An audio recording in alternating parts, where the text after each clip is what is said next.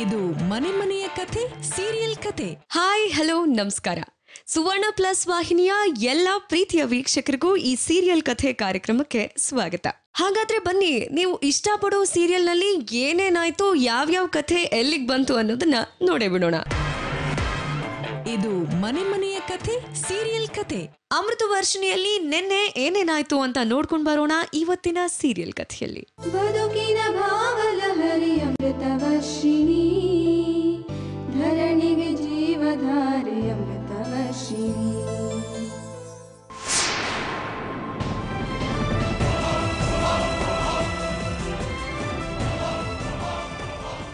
ಅಮೃತ, ನನ್ನ ರೂಮ್ಗೆ ಯಾರು ಬಂದಿದ್ರು? ಅಲ್ಲಿಗೆ ಯಾರು ಬಂದಿಲ್ಲ ರೀ. ಏನ್ ಯಾರು ಬಂದಿಲ್ಲ? ಅಲ್ಲಿ ಹೋಗಿ ನೋಡು, ಫೈಲ್ಸು ಪರ್ಸು ಹಾಸಿಗೆ ಎಲ್ಲ ಚೆಲ್ಲಾಪಿಲಿ ಆಗಿದೆ. ಮಕ್ಕಳ, ನೀವೇನಾದ್ರೂ ಅಲ್ಲಿಗೆ ಹೋಗಿದ್ರಾ? ನಾವು ಹೋಗಿಲ್ಲಪ್ಪ.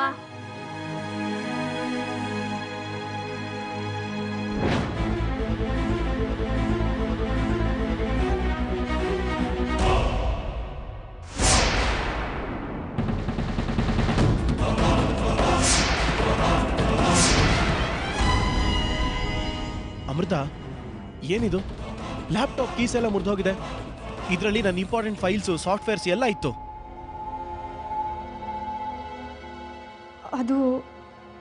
ಅದು ನೀನೇನು ಹೇಳ್ಬೇಕಾಗಿಲ್ಲ,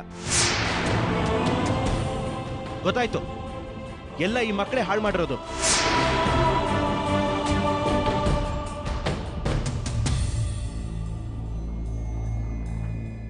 ಛೇ, ಇಲ್ಲಿ ಯಾರಿಗಾದ್ರೂ ಒಂದ್ ಸ್ವಲ್ಪನಾದ್ರೂ ಜವಾಬ್ದಾರಿ ಇದೆಯಾ? ಇದೇನ್ ಆಟದ ಸಾಮಾನ? ಇಂಥ ತಲಾಟೆ ಮಕ್ಕಳನ್ನ ಮನೆಯೊಳಗೆ ಯಾಕೆ ಸೇರಿಸ್ತೀಯಾ? ರೇ, ಸುಮ್ಮನೆ ರೀ. ಅಷ್ಟಕ್ಕೆ ಯಾಕೆ ಕೋಪ ಮಾಡ್ಕೋತಿದ್ದೀರಾ? ಅತ್ತೇನ್ ಕೇಳ್ಕೊಂಡು ಸುನೀತಾ ಅವ್ರು ಬಂದಿದ್ರು. ಇವ್ರ ಅಕ್ಕನ ಮಕ್ಕಳು. ಮಕ್ಕಳ ಇವರು? ರಾಕ್ಷಸರು. ನೋಡಿ, ನಮ್ಮ ಹುಡುಗರ್ನ ರಾಕ್ಷಸರು ದೆವ್ವಗಳು ಅಂತ ಬೈದ್ರೆ ನಾನ್ ಸುಮ್ಮನೆ ಇರಲ್ಲ. ಏಯ್ ನಡೀರೋ, ಅವ್ರ ಕೈಯಲ್ಲಿ ಬಾಯಿಗೆ ಬಂದ ಬೈಸ್ಕೊಂಡು ಯಾಕೆ ನಿಂತಿದ್ದೀರಾ? ದಯವಿಟ್ಟು ಕ್ಷಮಿಸಿ ಸುನೀತಾ ಅವ್ರೆ. ಏನ್ ಕ್ಷಮಿಸೋದು? ನಮ್ಮ ಮಕ್ಕಳನ್ನ ಬಾಯಿಗೆ ಬಂದಾಗ ಬೈಯಕ್ಕೆ ಅವ್ರೇನ್ ಬಿಟ್ಟು ಬಿದ್ದಿದಾರ? ನಿಮ್ ಸವಾಸಕ್ಕೊಂದು ದೊಡ್ಡ ನಮಸ್ಕಾರ.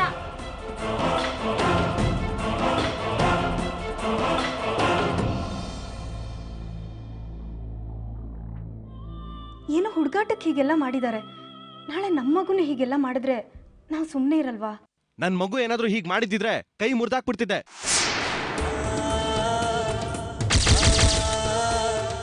ಈ ಮಕ್ಕಳು ಅವ್ರುಗಳ ಚೇಷ್ಟೆ ಇದನ್ನೆಲ್ಲ ಕಂಡ್ರೆ ನನಗಾಗಲ್ಲ. ಈ ತರ ಅಡಾವುಡಿ ಅಂತೂ ನಾನ್ ಸಹಿಸೋದೇ ಇಲ್ಲ. ಇಂಥ ಮಕ್ಕಳು ಕಂಡ್ರೆ ಮೈಯೆಲ್ಲ ಉರಿದೋಗುತ್ತೆ. I hate them. ಛೇ, ಮಕ್ಕಳಂತೆ ಮಕ್ಕಳು.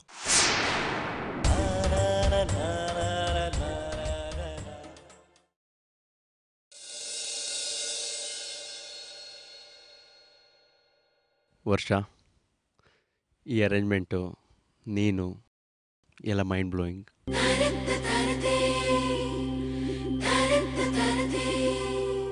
ವರ್ಷ, I love you. I too love you Vinay.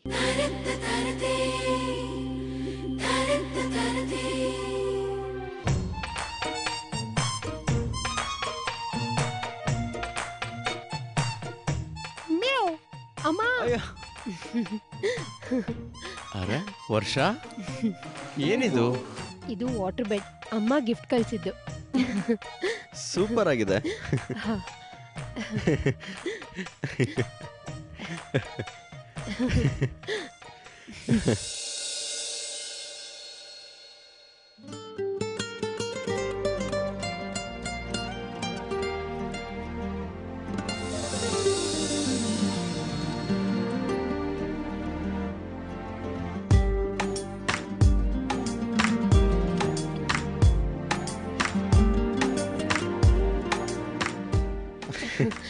Vinay please, Vinay.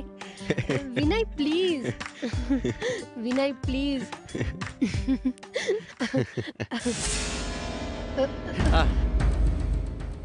ಅಯ್ಯೋ ವರ್ಷ, ವರ್ಷ, ಅಮ್ಮ.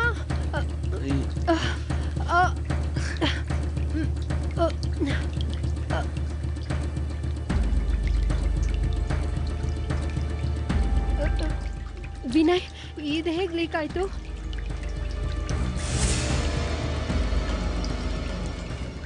ಅಮ್ಮ ಒಂದು ನಿಮಿಷ.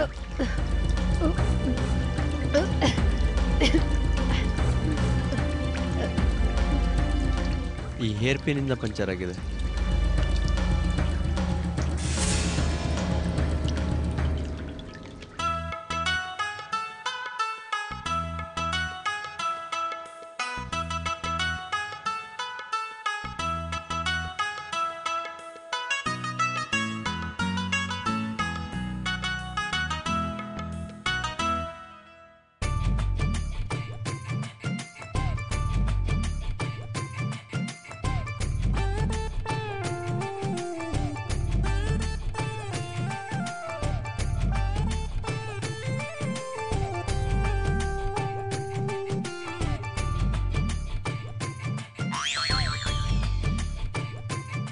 ವಿನಯ್ ಇದನ್ನ ಚೆಲ್ಬಿಟ್ಟು ಬರ್ತೀರಾ? ಸರಿ.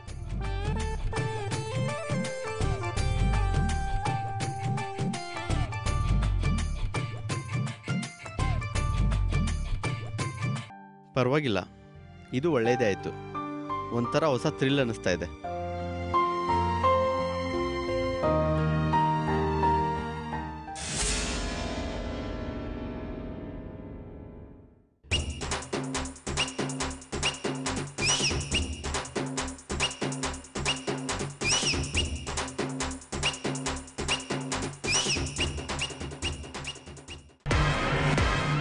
ಇದು ಮನೆ ಮನೆಯ ಕಥೆ ಸೀರಿಯಲ್ ಕಥೆ. ಮಿಲನದಲ್ಲಿ ನೆನ್ನೆ ಏನೇನಾಯ್ತು ಅನ್ನೋದನ್ನ ನೋಡ್ಕೊಂಡು ಬರೋಣ ಇವತ್ತಿನ ಸೀರಿಯಲ್ ಕಥೆಯಲ್ಲಿ. ಮಿಲನ ಮಿಲನ ಮಿಲನ ಮಿಲನ. ನಾನಿನ್ನ ಫೋರ್ಸ್ ಮಾಡಿ ನಮ್ಮನೇಲೆ ಉಳಿಸ್ಕೊಂಡೆ ಅಂತ ನಿಮ್ಮನೆಯವ್ರು ಯಾರಿಗೂ ಹೇಳ್ಬೇಡ. ಅದರಿಂದ ತೊಂದರೆ ಆಗೋದು ನನಗೆ. ಆಯ್ತು, ಹೇಳಲ್ಲ. ನಾನು ಬರಲ್ಲ. ಒಂದು ನಿಮಿಷ, ನಾನಿನ್ನ ಏನೋ ಕೇಳ್ತೀನಿ, ಇಲ್ಲ ಅನ್ಬೇಡ.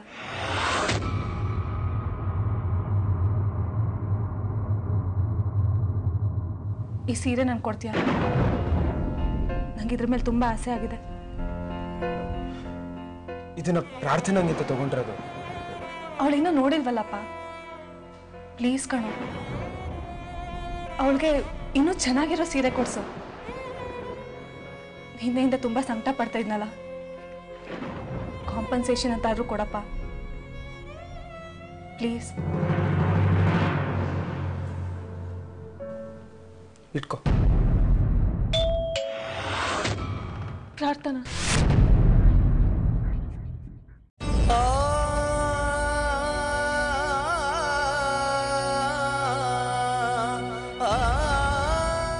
ಯಾಕ್ರಿ ರಾತ್ರಿ ನಮ್ಮನೇಲೆ ಮಲಗಿದ್ದಿದ್ರೆ ನಿಮಗೆ ನಿದ್ದೆ ಬರ್ತಿರ್ಲಿಲ್ವಾ? ಚಿಕ್ಕ ಮಕ್ಕಳನ್ನ ಹುಡ್ಕೊಂಡು ಬರೋ ಥರ ನಿಮ್ಮನ್ನು ಹುಡ್ಕೊಂಬರ್ಬೇಕಾ? ಪ್ರಾರ್ಥನಾ, ಅದು ಏನು ಹೇಳಬೇಡಿ, ಬನ್ನಿ ಮನೆಗೆ ಹೋಗೋಣ. ರಾತ್ರಿ ಎಲ್ಲ ನನ್ನ ಗಂಡನ ಜೋಪಾನ ಮಾಡಿದ್ದಕ್ಕೆ ಥ್ಯಾಂಕ್ಸ್ ಕಣೆ ಐಶ್ವರ್ಯ.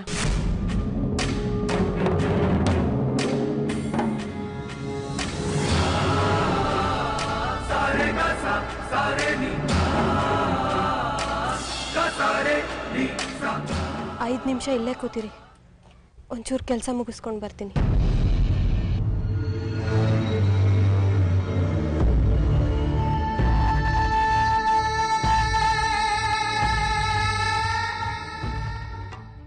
ಇದು ನನ್ನಂತೋಳು ಬರೋ ಅಂತ ಮನೆ ಅಲ್ಲ. ಈ ಮನೆಗೆ ಕಾಲು ಇಡಬಾರ್ದು ಅಂದ್ಕೊಂಡಿದ್ದೆ, ಆದರೆ ಏನು ಮಾಡಲಿ, ನಮ್ಮ ತಾವ್ರೆ ಹೂ ನಮಗೆ ಸಿಗ್ಬೇಕಂದ್ರೆ ಕೆಸರು ತಾಕ್ಲೇಬೇಕಲ್ವಾ? ಅವತ್ತೇ ನಾನು ನಿನ್ಗೆ ಹೇಳಿದ್ದೆ ತಾನೆ, ನನ್ನ ಗಂಡನ ಸಹವಾಸಕ್ಕೆ ಬರಬೇಡ ಅಂತ. ಮತ್ತ್ಯಾಕೆ ಅವ್ರ ಹಿಂದೆ ಬಿದ್ದಿದ್ಯಾ? ಹಸ್ತಿದ್ಯಾ ಅಂತ ಅನ್ನ ಹಾಕಿದ್ದಕ್ಕೆ ನಿಯತ್ತಿಲ್ದೆ ಇದೇ ಕೈನೇ ಕಚ್ಬಿಟ್ಟಿಯಲ್ಲೇ. ಯಾಕೆ ಹೀಗೆ ಮಾಡಿದೆ? ನಿನ್ಗೇನು ಬೇಕೋ ಅವರಿಂದ?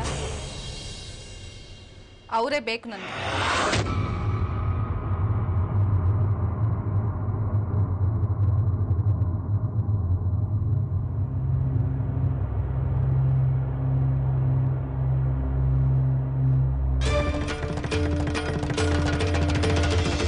ತಾಳಿ ಕಟ್ಟಿಸ್ಕೊಂಡಿದ್ಯಾ?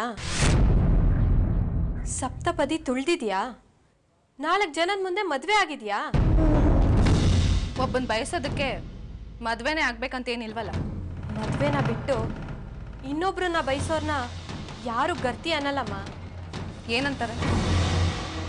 ಏನಂತಾರೆ ಅಂದೆ. ಹಾದಿ ಬಿಟ್ಟೋಳು ನೀತಿಗೆಟ್ಟೋಳು ಅಂತಾರೆ. ಇಷ್ಟು ದಿನ ಅವ್ರು ನನ್ನ ಬಳಸ್ಕೊಂಡಿದ್ದಾರೆ, ಇನ್ ಮುಂದೆನೂ ಅವ್ರು ನನಗ್ ಬೇಕು.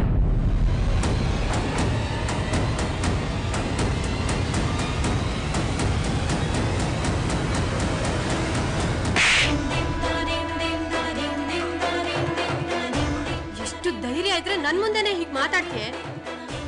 ಹಾದಿ ಹೋಗೋರೆಲ್ಲ ಬೇಕು ಅಂದ ತಕ್ಷಣ ಸಿಗೋಕೆ ನನ್ ಗಂಡ ಏನು ಬೀದಿಲಿಟ್ಟಿರೋ ಬೊಂಬೆ ಅಲ್ಲ. ನಾನು ಅಷ್ಟೇ, ನಿನ್ ಗಂಡ ಬೇಕು ಅಂದಾಗ ಸಿಗಕ್ಕೆ, ನೀನ್ ಬೇಡ ಅಂದಾಗ ದೂರ ಹೋಗಕ್ಕೆ ಶೋಕೇಸಲ್ಲಿ ಇಟ್ಟಿರೋ ಬೊಂಬೆ ಅಲ್ಲ. ನಾನು ಮನ್ಸು ಜೀವ ಇರೋಳು. ಮನ್ಸಿದ್ರೆ ಸಾಕಾಗಲ್ವೇ? ಮನ್ಸಾಕ್ಷಿ ಇರ್ಬೇಕು. ಫ್ರೆಂಡ್ ಗಂಡನ್ ಮೇಲೆ ಕಣ್ಣು ಹಾಕಿ ಅವ್ರನ್ನೇ ಸೆಳ್ಕೊಂತಿದ್ಯಲ್ಲ, ನಿನಗ್ ನಾಚಿಕೆ ಮಾನ ಮರ್ಯಾದೆ ಏನು ಇಲ್ವಾ? ಇಲ್ಲ, ಅದ್ಯಾವುದೋ ನನ್ಗಿಲ್ಲ. ನಿನ್ ಗಂಡಂಗ್ ಅದೆಲ್ಲ ಇದೆ ತಾನೆ. ಹಾಗಿದ್ಮೇಲೆ ಅವ್ರು ನನ್ ಕಡೆ ಯಾಕೆ ಬಂದ್ರು? ಅವ್ರ ಆಸೆಗಳನ್ನ, ಕನ್ಸುಗಳನ್ನ, ಫೀಲಿಂಗ್ಸ್ಗಳನ್ನ ನನ್ನ ಹತ್ರ ಯಾಕೆ ಹಂಚ್ಕೊಂಡ್ರು? ನನ್ನ ಒಳಗಡೆ ಆಸೆ ಯಾಕೆ ಹುಟ್ಟಾಕಿದ್ರು?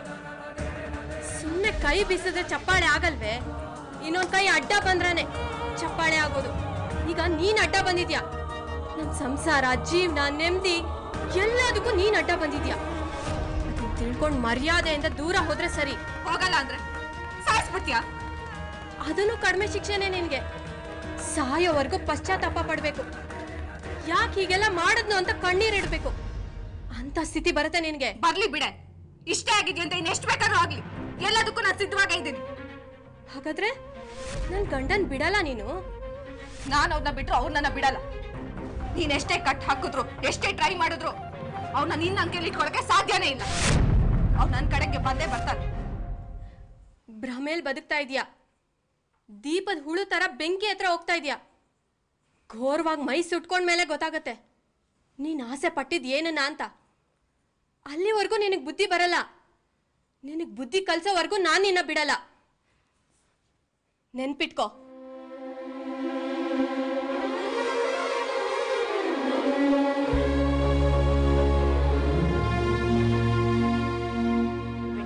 ಪ್ರಾರ್ಥನಾ ಪ್ಲೀಸ್, ಆ ಥರ ಏನೂ ಇಲ್ಲ. ಸತ್ಯ ತಿಳ್ಕೊಳ್ದೆ ಮಾತಾಡ್ತಿದ್ಯಾ ನೀನು. ಎಲ್ಲ ಗೊತ್ತಿದ್ದೇ ಮಾತಾಡ್ತಿದ್ದೀನಿ. ನನ್ ಗಂಡ ಇನ್ನೊಬ್ಳು ಪ್ರೀತಿಗೆ ಬಿದ್ದಿದ್ದಾನೆ ಅಂತ ಅರ್ಚಾಡಿ ರಂಪಾಟ ಮಾಡಿದ್ರೆ ನೀವು ನನಗೆ ಸಿಗಲ್ಲ. ಅದಕ್ಕೆ ನಾನೇ ನಿಮ್ಮನ್ನು ಬಿಟ್ಬಿಡ್ತೀನಿ. ನಿಮ್ಗೆಲ್ಲಿಷ್ಟನೋ ಅಲ್ಲೇ ಹೋಗಿದ್ಬಿಡಿ.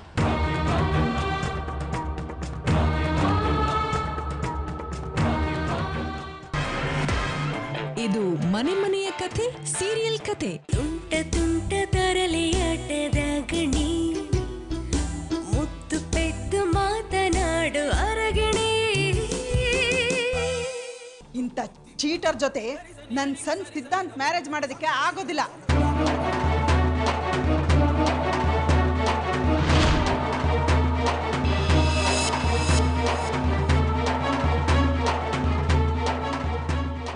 ಅದು ಈ ರಿಜೆಕ್ಟ್ ಸೆಕೆಂಡ್ ಹ್ಯಾಂಡ್ಲ್ ಜೊತೆ.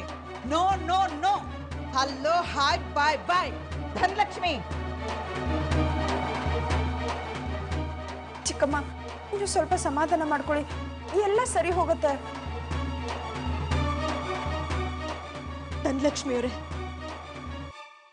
ನಮ್ಮ ಪಾವನಿ ಎಲ್ಲ ವಿಚಾರನು. ಅತ್ತಿ, ನೀವೇನು ಮಾತಾಡ್ಬೇಡ್ರಿ. ನಮ್ಮ ಮದ್ವೆ ಮುರಿದಿರೋದು ಖರೆ ಐತ್ರಿ. ಆದ್ರ ನಿಮ್ಗೆ ಈ ಮದ್ವೆ ಇಷ್ಟ ಇಲ್ಲ ಅಂದ್ರ ನಾವು ಸಿದ್ಧಾಂತ ಅವ್ರನ್ನ ಖರೇನೆ ಮದ್ವೆ ಆಗಲ್ರಿ.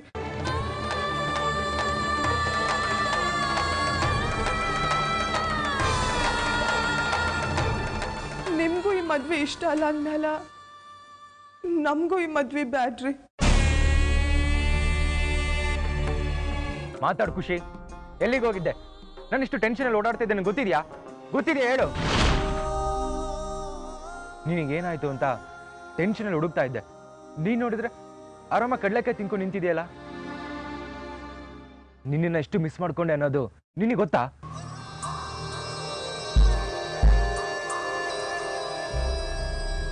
ರೀತಿನೇ ಆಯ್ತು ಅಂದ್ರೆ ನಿಮ್ಗೇನ್ರಿ? ನಮ್ಗೆ ಆಕ್ಸಿಡೆಂಟ್ ಆತಂದ್ರೆ ನಿಮ್ಗೆ ಅದು ಟೆನ್ಷನ್ ಆಗ್ಬೇಕು? ಹಾ, ನನಗೆ ಟೆನ್ಷನ್ ಆಗುತ್ತೆ. ಡ್ಯಾಮೇಜ್ ಎದಕ್ರಿ? ಎದಕ್ ಟೆನ್ಷನ್ ಆಗ್ತೈತಿ? ಯಾಕೆಂದ್ರೆ ನೀನು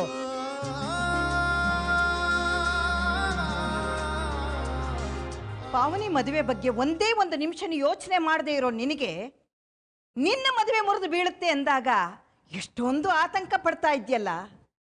ಪಾಪ ಪಾವನಿ ಪರಿಸ್ಥಿತಿ ಹೇಗಾಗಿರ್ಬೇಕು ಹೇಳು?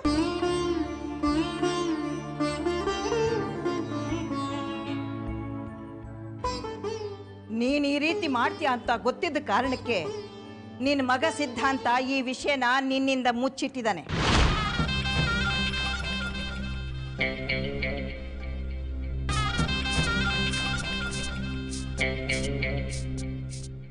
ಒಂದು ಹೆಣ್ಣಾದವಳಿಗೆ ಇನ್ನೊಂದು ಹೆಣ್ಣಿನ ಕಷ್ಟ ನೋವು ಅರ್ಥ ಮಾಡ್ಕೊಳ್ಳುವಂತ ಮನಸ್ಸಿರ್ಬೇಕು.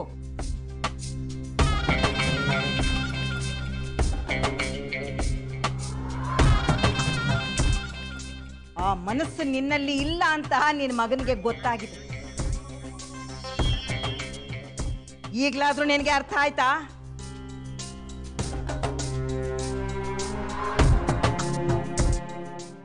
ಓ ಅಣ್ಣ, cool cool relax.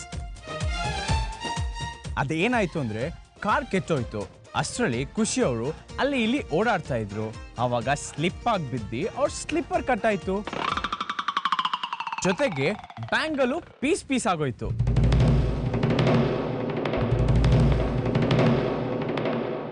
Dev, car ready ಮಾಡ್ಕೊಂಡು ಮನೆಗೆ ಬಾ. ಇವಳು ನನ್ನ ಜೊತೆ ಬರ್ತಾಳೆ. ಇಲ್ರಿ, ನಾವ್ ದೇವ್ರ ಜೋಡಿನೇ ಹೋಗ್ತೀವಿ. ಖುಷಿ ನಾನು ಹೇಳಿದ ಅರ್ಥ ಆಯ್ತಲ್ವಾ? Do you understand? ಇಲ್ರಿ, ನಾವು ಖುಷಿ ಅವರೇ, ಅಣ್ಣ ಹೇಳ್ತಿರೋದು ರೈಟ್ಸ್ ಇದೆ. ಮನೇಲಿ ಎಲ್ಲರೂ ಟೆನ್ಷನ್ ಆಗಿರ್ತಾರೆ. ನೀವು ಹೋದ್ರೆ ಎಲ್ಲ ನಿಧಾನ ಆಗ್ತಾರೆ. ಅದು ನಿಧಾನ ಅಲ್ರಿ, ಸಮಾಧಾನ. ಎಸ್ ಎಸ್, ಸಮಾಧಾನ ಸಮಾಧಾನ. ಮಾತು ಮುಗೀತಲ್ಲ, ಹೊರಡು.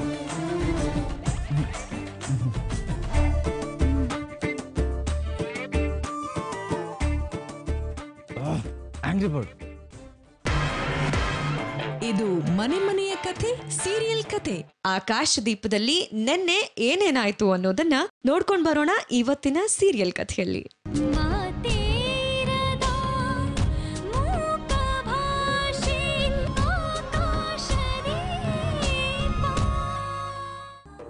ಬೇಗ ಹೊರಟ್ಬಿಡು ಮಗಳೇ, ಹೋಗೋಣ.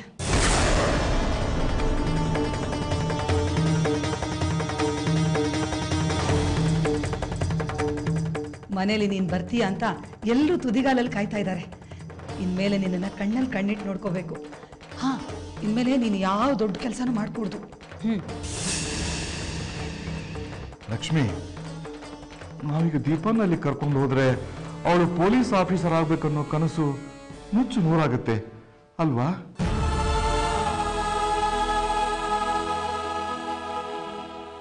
ಅದ್ಯಾಕ್ರಿ ಹಾಗೆ ಹೇಳ್ತೀರಾ? ತಾಯ್ತನೂ ದೊಡ್ಡದೇ ತಾನೆ. ದೇವ್ರು ಯಾವ್ದು ಕೊಡ್ತಾನೋ ಅದನ್ನ ಸ್ವೀಕರಿಸ್ಬೇಕು. ಇದನ್ನ ಬೇಡ ಅನ್ನಕ್ಕಾಗತ್ತಾ?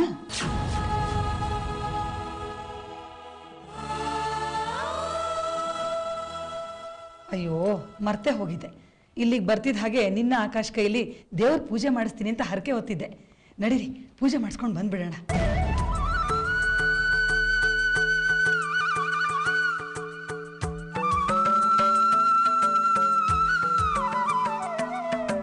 ಅಲ್ಲಪ್ಪ ಅವಿನಾಶ್, ನೀನು ನನ್ನ ಹತ್ರ ವಿಷಯ ಮುಚ್ಚಿಡ್ತಾ ಇದೆಯಲ್ಲ, ಅದೆಲ್ಲರೂ ಸಂತೋಷ ಪಡೋ ವಿಷಯ ತಾನೆ? ನಾನು ವಿಷಯ ಮುಚ್ಚಿಡ್ತಾ ಇದ್ದೀನಿ ಆಂಟಿ? ಏನು ಗೊತ್ತಿಲ್ದಿರೋ ಮಳ್ಳಂಗ್ ಆಡ್ಬೇಡ. ಮೀನಾಕ್ಷಿ ಬಸ್ರಿ ತಾನೆ?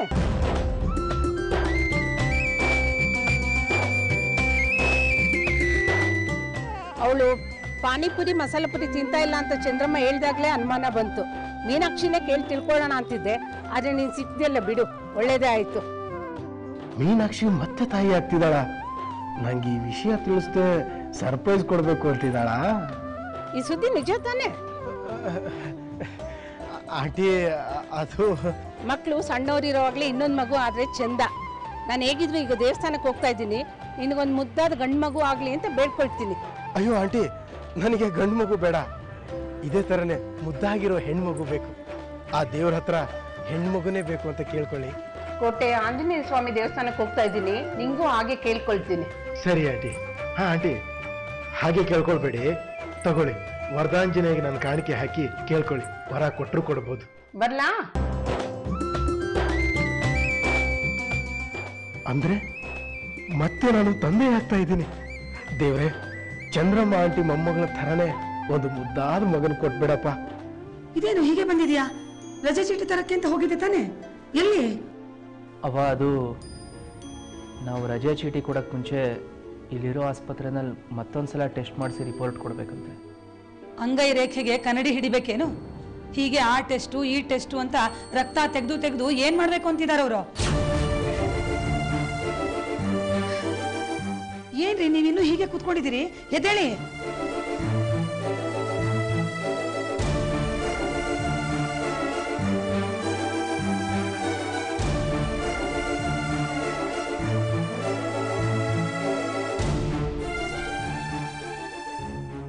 ನೋಡು, ಇಂಥ ಸಮಯದಲ್ಲಿ ನಿನ್ನ ದೇಹದಲ್ಲಿ ನಿಶಕ್ತಿ ಅನ್ನೋದಿರಬಾರ್ದು. ಏನಂತೀನು? ಇದರಿಂದ ನಿನಗೂ ನಿನ್ನ ಮಗು ಆರೋಗ್ಯಕ್ಕೂ ಚೆನ್ನಾಗಿರುತ್ತೆ.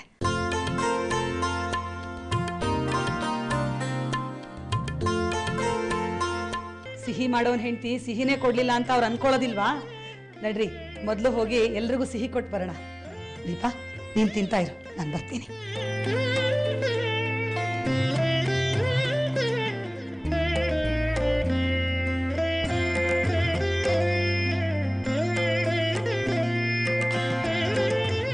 ಮೀನಾಕ್ಷಿ, ನಿನಗೊಂದು ಸರ್ಪ್ರೈಸ್ ಕೊಡ್ತೀನಿ. ಎಲ್ಲಿ ಕಣ್ಣು ಮುಚ್ಕೋ. ಯಾಕೆ ಹೇಳಿ?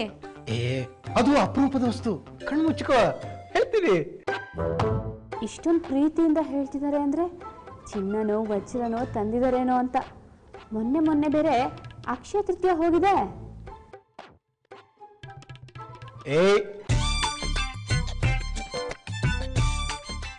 ಮೀನಾಕ್ಷಿ, ಈಗ ಕಣ್ಣು ಬಿಡು.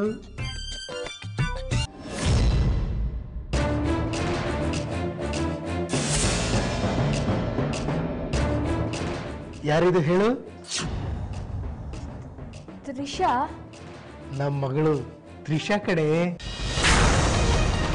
ಇದು ನಿನ್ನೆ ಮೂಡಿ ಬಂದ ಸೀರಿಯಲ್ಗಳ ಇವತ್ತಿನ ಕಥೆ.